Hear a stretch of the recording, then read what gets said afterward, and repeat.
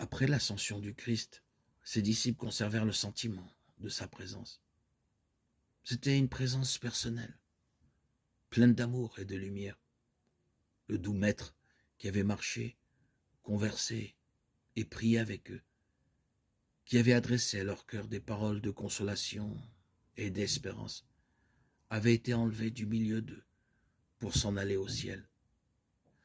Pendant que son message de paix était encore sur ses lèvres et que les accents de sa voix frappaient encore leurs oreilles, « Voici, je suis avec vous tous les jours jusqu'à la fin du monde » Matthieu 28, 20. Il avait été accueilli par une nuée d'anges et était monté au ciel, revêtu de notre humanité.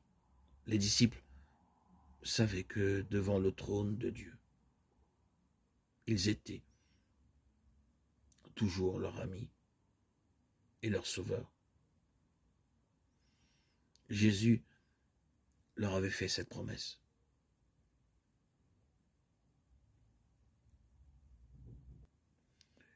Les disciples savaient que sa sympathie n'avait pas varié et qu'il s'identifiait toujours avec l'humanité souffrante. En montrant ses mains et ses pieds percés devant son Père, Jésus rappelait à quel prix il les avait rachetés. Les disciples savaient qu'il était monté au ciel, leur préparer des places, et qu'il reviendrait les prendre avec lui. Ils se réunirent après l'ascension, impatients de présenter au Père leur requête au nom de Jésus. Respectueusement prosternés dans l'attitude de la prière, et ils répétèrent ces paroles. « Ce que vous demanderez au Père, il vous le donnera en mon nom. Demandez et vous recevrez, afin que votre joie soit parfaite. » Jean 16, 23, 24. Avec une pleine assurance, ils s'écrièrent « Christ est mort ». Bien plus, il est ressuscité, il est à la droite de Dieu, et il intercède pour nous. Romains 8, 34.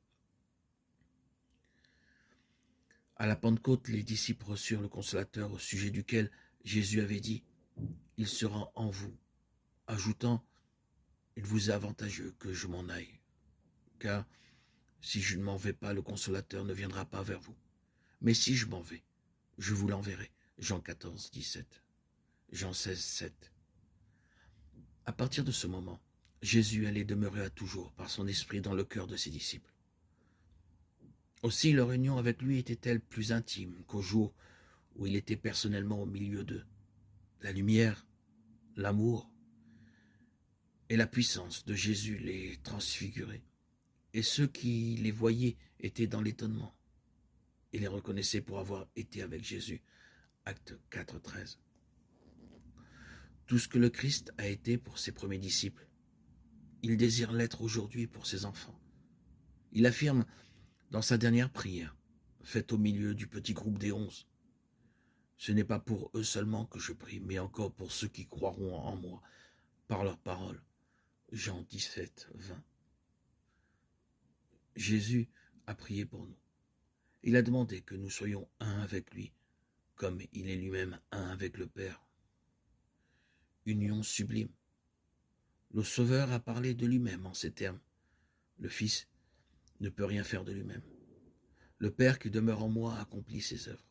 Jean 5, 19. Jean 14, 10.